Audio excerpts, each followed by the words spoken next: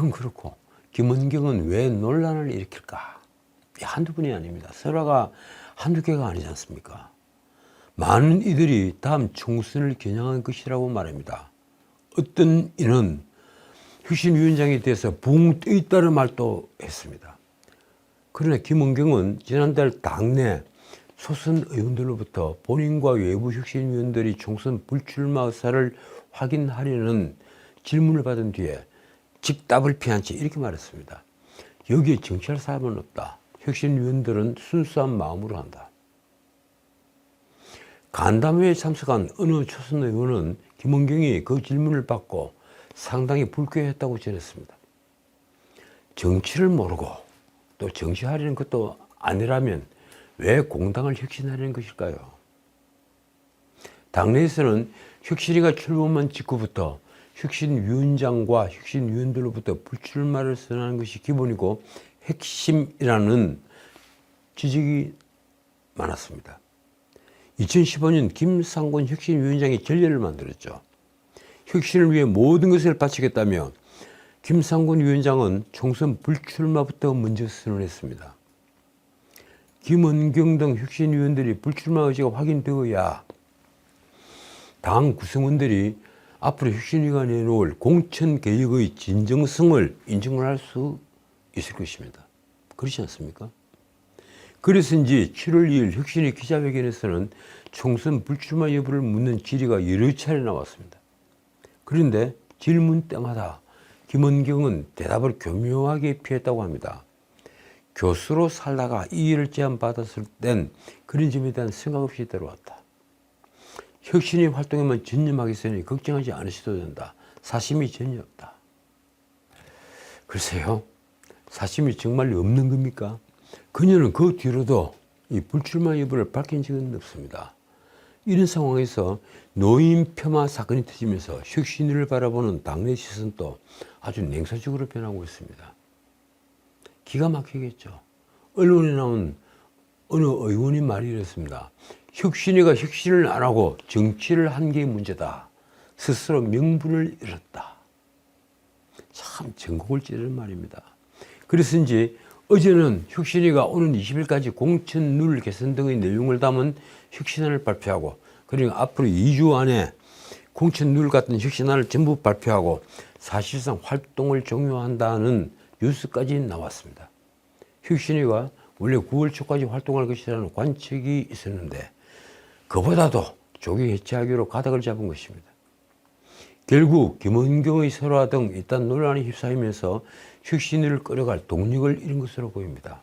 민주당 안에서도 당장 해체하라는 목소리가 높으니 말입니다. 민주당은 이처럼 자멸의 길을 걷고 있습니다. 가장 큰 문제는 곧 닥칠 이재명에 대한 구속영장 청구입니다.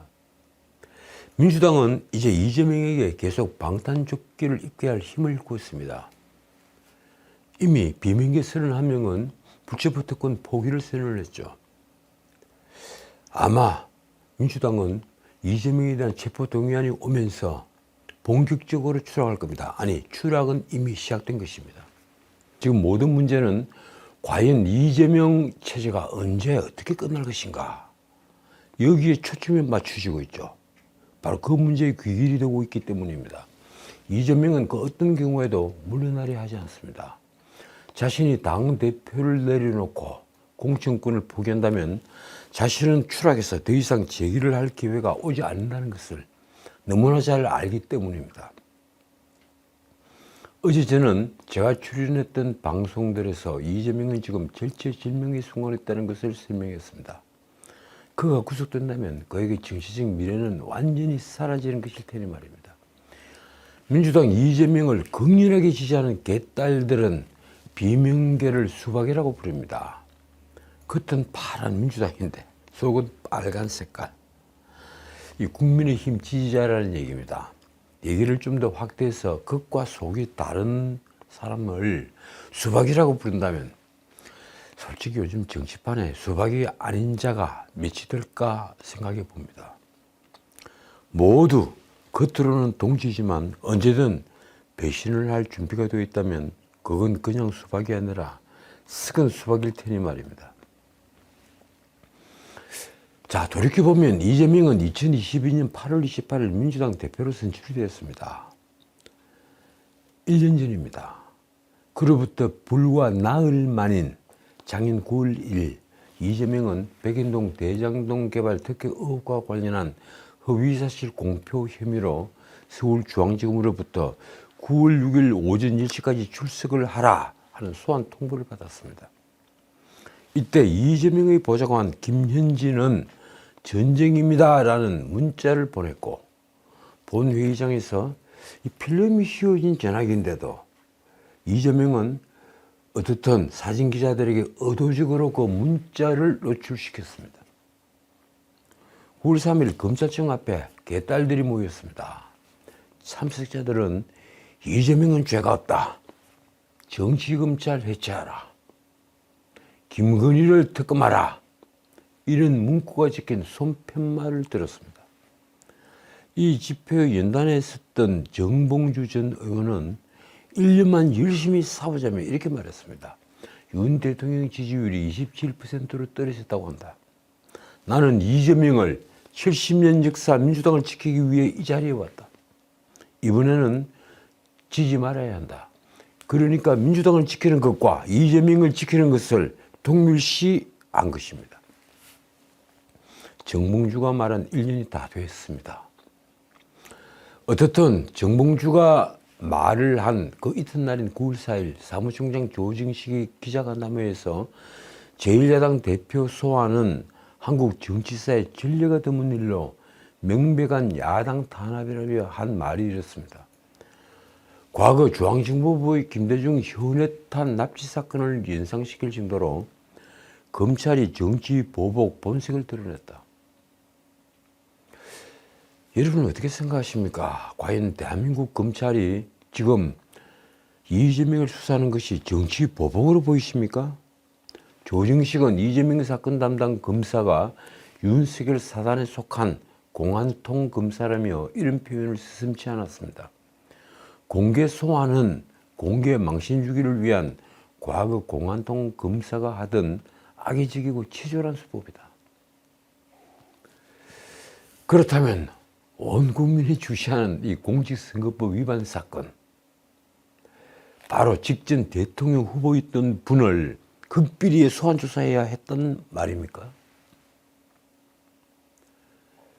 이러자 당시 국민의힘은 이재명의 5년 전 발언을 찾아냈습니다.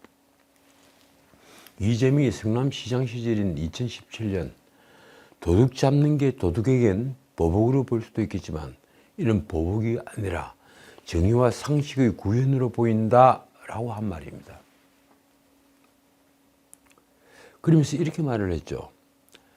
적폐와 불의를 칭찬하는 게 정치 보복이라면 그런 정치 보복은 맨날 해도 된다. 이 말은 나중에 여러 언론을 타서 꽤 유명한 말이 됐습니다. 적폐 칭찬이 정치 보복이라면 그건 맨날 해도 된다. 이재명다운 말이었습니다.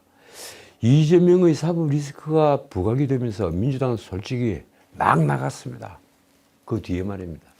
여야의 협치 가능성은 그때부터 완전히 사라졌습니다. 결국 검찰이 추석 연휴 직전인 9월 8일 이재명을 공직선거법으로 기소를 하자 민주당은 짐승 같은 정권이다, 쪼잔한 대통령이다, 임기가 보장되지 않을 가능성이 높다, 이런 막말 프레이드를 벌였습니다. 이런 말 말고도 수많이 있습니다. 제가 메모해 놓은 말이 이 정도입니다. 쪼잔하다, 임기를 다 마치지 못할 것이다. 참 기가 막힙니다. 누가 더 말을 그치게 하나 겨루는 듯한 경쟁이 벌어졌던 것입니다. 원내대표 박홍근은 야당 당대표를 제물로 삼아 윤석열 대통령 본인의 무능과 실정을 감춰보려고 하는 저열하고 부당한 최악의 정치적 기소라면서 이렇게 표현했습니다. 추락한 민심을 사정 공만 정국으로 만회하려는 반협치 폭거다. 글쎄요, 그때는 어떻습니까? 정권이 출범한 지 불과 4개월이 지났을 뿐입니다. 그런데 무슨 무능과 실정을 덮으려고 야당 대표를 공격을 했겠습니까? 최고위원 정청래의 비난은 좋게 말해서 원색적이었습니다. 그는 윤석열 정권 참 못된 정권이라며 이렇게 말했습니다. 역대급으로 치졸한 짐승 같은 정권이고 덩치값 못하는 쪼잔한 대통령이다. 뒷부분은 덩치값 못하는 쪼잔한 대통령이라는 이 뒷부분은 다분히 인신공격적이죠. 자신은 덩치값 했는가요? 정청래는 심지어 잿더리로 흥한 자 잿더리로 망하고 검찰이 칼로 흥한 자 검찰이 칼로 쓰여질 것이라고도 했습니다. 글쎄요, 잿더리로 흥한 자가 누구입니까? 최고위원 박찬대도 윤석열 정권은 오늘 검찰 독재 시대를 사실상 선언했다며 이렇게 단언했습니다. 반드시 국민적 지향을 받게 될 것이고 임기가 보장되지 않을 가능성이 높다. 자, 이쯤 되면 어떻게 해석을 해야 합니까? 임기가 보장되지 않을 가능성이 높다. 그런데 이제 이재명의 정치 생명을 완전히 끊을 사법 절차가 시작되면 이재명과 민주당은 또 어떻게 나올까요? 민주당의 이른바 비명계는 또 어떤 스탠스를 취할까요? 자, 그런데 솔직히 그동안 느긋하던 수도권 민주당 의원들도 지금 초조해졌습니다. 돈봉투 사건에 연루된 의원이 한둘이 아닌데다가 이재명 리스크에다가 김남국의 코인 리스크도 만만치 않기 때문입니다. 코인 전수조사를 하자고 하니까 아내와 나머지 가족들은 빼자 이런 얘기가 나오고 있죠. 솔직히 돌아선 민심을 그들은 걱정하고 있습니다. 민주당은 최근 주요 여론조사에서 정당 지지율이 20%대로 하락을 하면서 추락을 하면서 헤어날 길이 보이지 않는 늪에 빠졌습니다. 전국적인 수해에다가 가짜뉴스로 만들어낸 양평고속도로 백지화 논란 등 언뜻 보면 여권에 불리한 이슈가 있다는데도 민주당은 반사이익을 누리지 못하고 오히려 지지율이 떨어졌습니다. 언론은 하나같이 비슷한 평가를 내놓았습니다. 이렇습니다. 상방울 대북 송금 논란 등 이재명 대표의 사법 리스크가 현실화되는 분위기가 민주당의 악재로 작용하고 있다. 이 이화영을 중심으로 상방울 대북 송금을 두고 벌어진 여러 논란들이 대중의 관심을 끌면서 그 리스크가 부각이 되고 있다는 얘기입니다. 문제는 민주당의 낙폭이 회복하기 힘든 수준이라는 데 있습니다. 이 K스택과 엠브레인 그리고 코리아 리서치, 한국 리서치가 8월 3일 발표를 한 정치 지표조사, 여러분들이 잘 알고 계시는 MBS에서 이 정당 지지율은 그 격차가 컸습니다. 국민의힘 32%, 민주당은 23%, 9%포인트 차이가 납니다. 그리고 지지 정당이 없는 무당층은 무려 38%였습니다. 자, 이쯤 되면 누구든 신당 창당이라는 유혹을 받을 만합니다. 그동안 수해가 벌어지고 집권 여당의 악재가 계속되는데 한 달 전 7월 첫째 주와 비교를 하면 국민의힘은 34%에서 불과 2%포인트만 하락을 했습니다. 조금 내려온 겁니다. 오송 참사까지 있었는데 말입니다. 이 문제는 민주당이 반사 효과를 누리지 못하고 28%에서 무려 5%포인트나 더 크게, 국민의힘보다 더 크게 하락을 한 것입니다. 여야의 동반 추락으로 무당층은 32%에서 6%포인트가 늘어난 38%, 여야 모두를 추월했습니다. 7월 넷째 주 한국갤럽조사도 정당 지지율은 국민의힘이 35%, 그리고 민주당은 30% 밑으로 떨어진 29%, 6%포인트 차이로 국민의힘이 민주당을 앞섰습니다. MBS 조사처럼 민주당 지지율은 20%대로 추락하면서 올해 들어 최저치를 기록했습니다. 생각해 보십시오. 국회 의석수 168석, 이 무소속으로 나가 있는 동지들, 이른바 동지들을 빼고라도 이 168석 절대 다수의 민주당에 지금 경고등이 켜진 것입니다. 자, 그런데도 저는 어제 MBC 뉴스 외전에 출연을 해서 다음 총선에서 국민의힘이 여전히 어렵다는 것을 강조했습니다. 일부 여론조사에서 수도권에서 당장 민주당을 앞서지 못하는 지지도를 설명했던 것입니다. 여론조사가 이렇게 있다면 방금 아까 말씀드린 MBS 그리고 갤럽 이 정도를 빼고 나면 하나같이 민주당이 국민의힘을 앞서고 있습니다. 거기에다 국민의힘은 수도권에 내놓은 새로운 인재를 전혀 찾지 못했습니다. 사람이 없습니다. 그런데 이 방송에서는 제가 좀 더 희망적인 말씀을 드려야겠습니다. 어느 언론의 분석이 이렇습니다. 이 최근 갤럽 조사에서 여야 지지율은 총선 승패 열쇠를 쥐고 있는 수도권에서 32% 대 29%, 중도층에서는 29% 대 25%, 그리고 20대에서는 25% 대 22%로 국민의힘이 앞섰습니다. 이 놀라운 일입니다. 수도권, 중도층, 그리고 20대에서 국민의힘이 민주당을 앞서고 있다. 지난 6월 말 갤럽조사에서는 수도권에서 30% 대 35%, 그리고 중도층에서는 23% 대 34%, 그리고 20대에서는 20% 대 29% 등으로 모두 야당인 민주당이 앞섰습니다.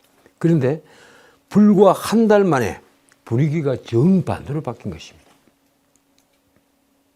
특히 민주당은 중도층에서 지지율이 9%포인트나 추락을 하면서 국민의힘에 대해 11%포인트가 우세한 상황에서 4%포인트 열세로 뒤집혔습니다.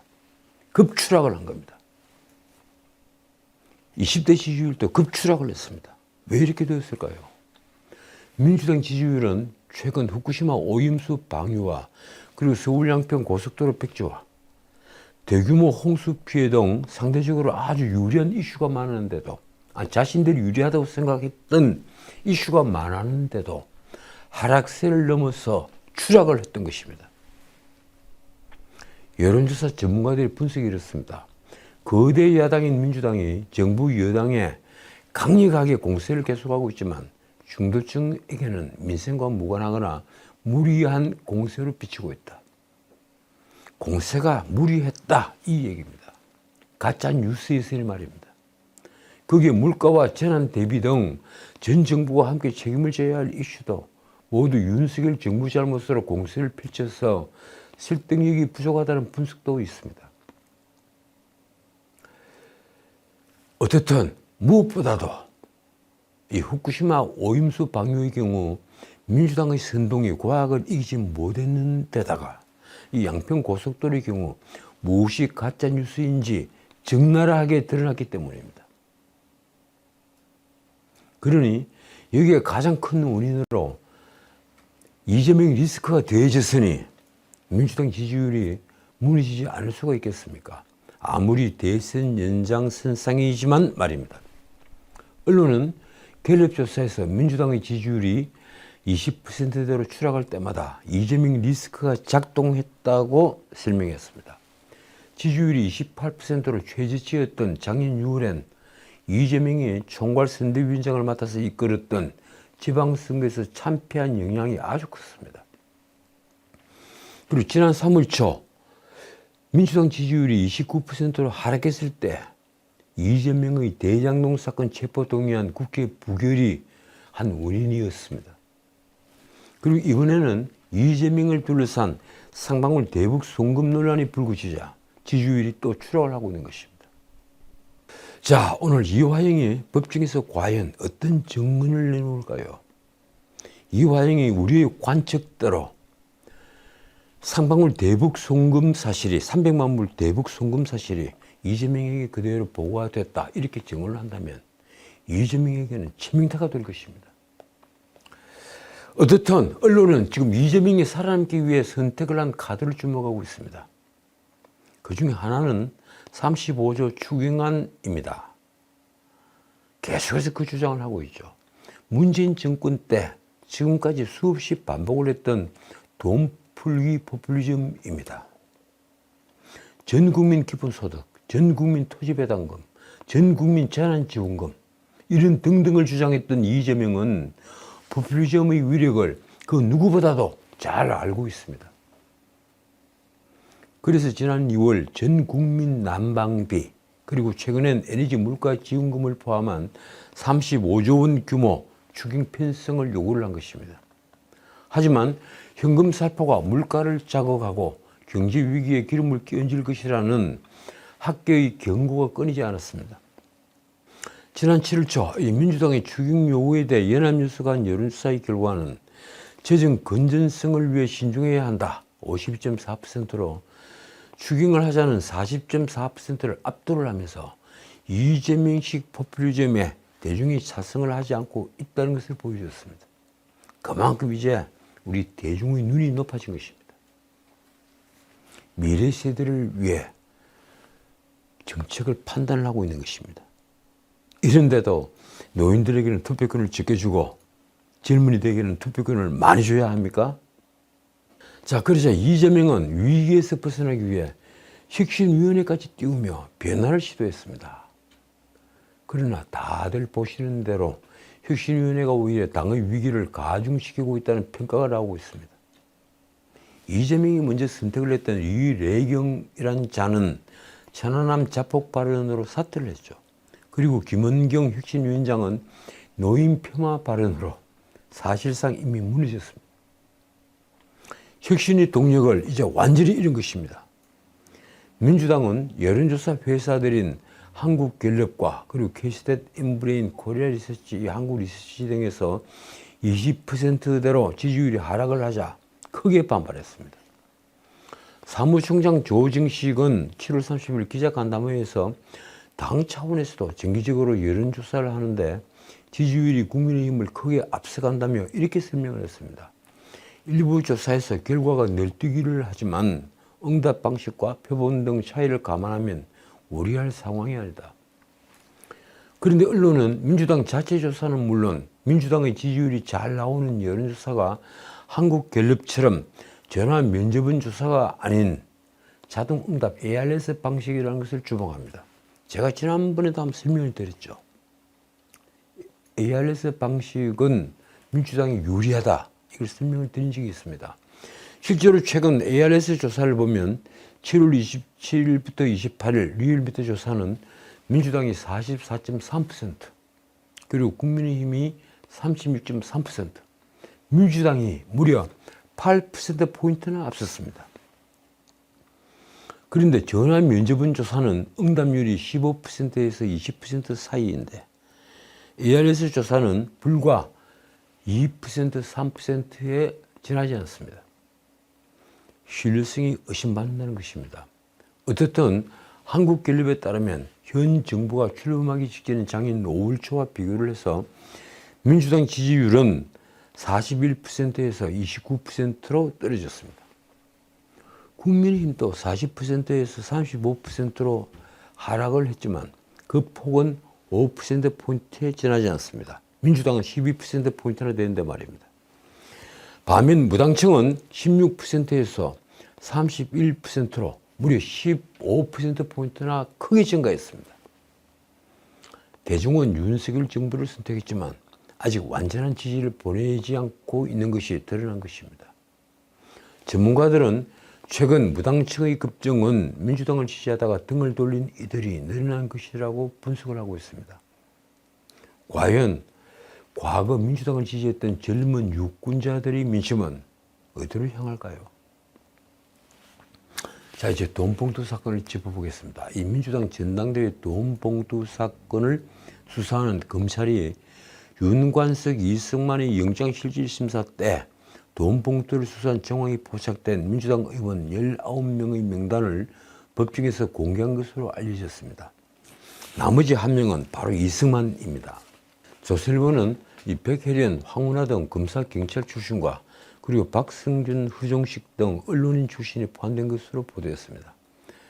당사자들은 펄쩍듭니다. 나머지 명단도 있지만 다음 기회로 미루겠습니다. 이 검찰이 영장실질심사에서 두 의원의 범죄 혐의 사실과 구속수사 필요성을 소명하면서 돈 봉투를 받은 정황이 있는 의원들을 검찰이 밝힌 것입니다. 그러면서 법정에서는 19명의 실명이 특정돼서 공개됐고 회의 참석이나 의원실 방문 등 돈 봉투 수수 당시 정황도 구체적으로 제시됐다고 합니다. 검찰은 현역 의원을 대상으로 한 돈 봉투 살포가 두 차례에 걸쳐 이루어진 것으로 보고 있습니다. 먼저 윤관석은 2021년 4월 28일 오전 국회 외교통상위 소회의실에서 열린 송영길 지지 국회의원 모임에 참석한 국회의원 10명에게 300만 원짜리 봉투 한 개씩을 전달했다고 검찰은 주장합니다.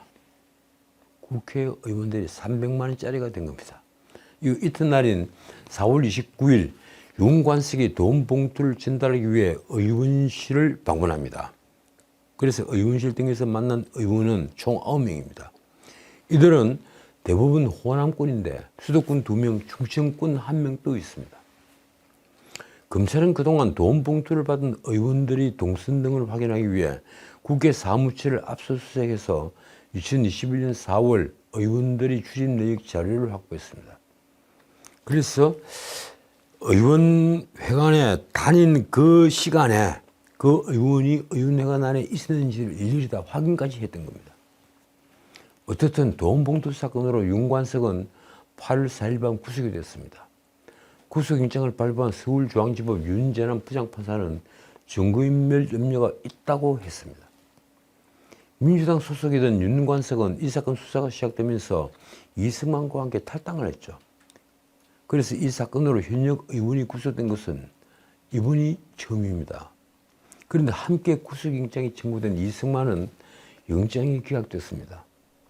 서울중앙지법 유창훈 부장판사는 증거인멸 염려가 있다고 보기 어렵고 구속 필요성도 인정하기 어렵다고 했습니다. 이승만은 2021년 3월 송영길 캠프 관계자들에게 1,100만 원의 현금을 제공을 했죠. 그해 4월 말에는 윤관석에게 돈 봉투 300만 원짜리를 받았다는 혐의를 받고 있습니다.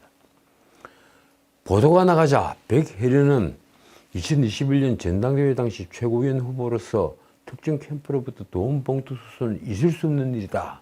이렇게 부인을 했습니다.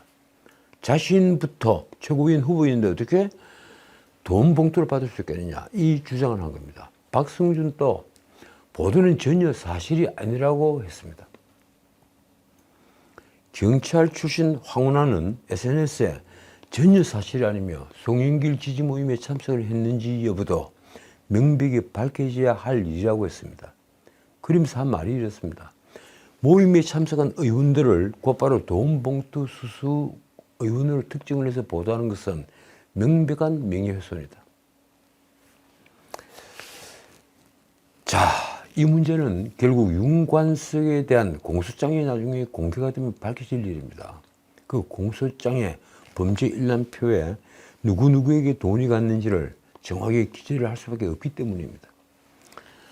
자, 윤 대통령과 아주 가까운 분이 있죠. 바로 심평 변호사. 멘토로 알려져 있습니다. 이 심평 변호사가 내놓은 윤 대통령 신당설이 지난 주말 정가를 강타했습니다. 심평의 발언에 무게가 실리기 때문이겠죠. 신 변호사는 지난 3일 KBS 라디오에서 최근 국민의힘 여론조사 결과 수도권에서 여당이 거의 전멸한다는 결과가 나왔다. 그러면서 이렇게 말했습니다.